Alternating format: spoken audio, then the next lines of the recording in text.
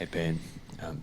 We talked to you yesterday. You said the worst thing you could think of is having to go home and not play now. What do you think about following that loss?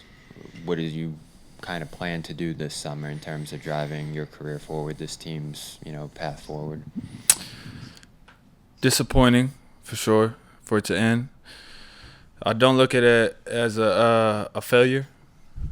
I don't look at any situation like that as a failure. A failure is only when you stop trying to compete for something, striving to be your best. So for me, this summer, it's going back and attacking everything that I can get better at, be in better shape, add a couple more things to my game, and elevate myself. Feel like I'm on the right path, and I'll continue that, and I will be a better player next year.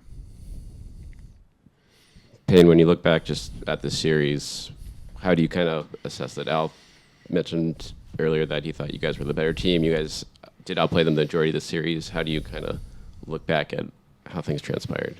It's a learning experience.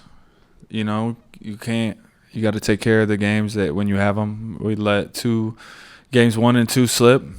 Game 4, we were up again, let that one slip. So you put yourself in a hole. We had to be perfect. And I thought this last game, the Knicks played their best basketball game in the series, and they blew us out. But if we take care of things and, this ends up probably going 7, then we have a chance at home. So you learn from it. And so if we're in the same experience again or same situation, that, hopefully we'll be better from it. Peyton, I know last year was a different result, but with arguably the same group and obviously Jason Tatum getting injured, what makes this specific group so special? Just the character of the guys in the room, true winners, true professionals, people that attack the game. So I think that's what makes the group special. I think this year we didn't necessarily win the championship, but it was a successful year as far as like the way people approached their everyday. But yeah, that's what makes them special.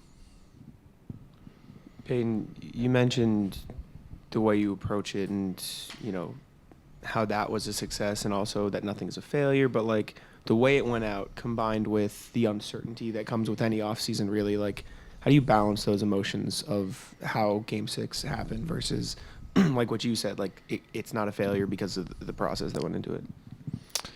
So your question is, how do I control my emotions off that? Kind of, yeah. Like, obviously no one likes to lose, especially in the way it happens, but also, like, having the context of how everything that went into it was successful. Like, how does that balance going into the summer? Well, yeah, I mean, it's the emotions is, you just lost Game 6, and like I said, it's disappointing, but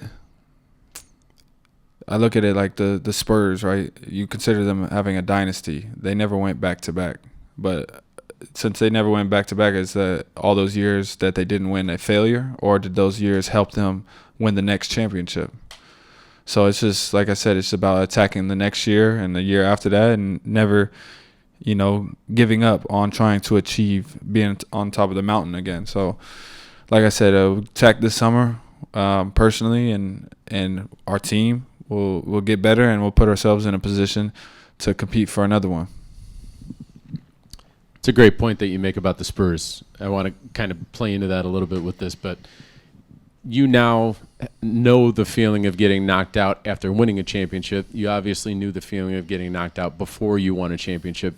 How does the feeling and the motivation differ now that you have experienced getting to the mountaintop last season?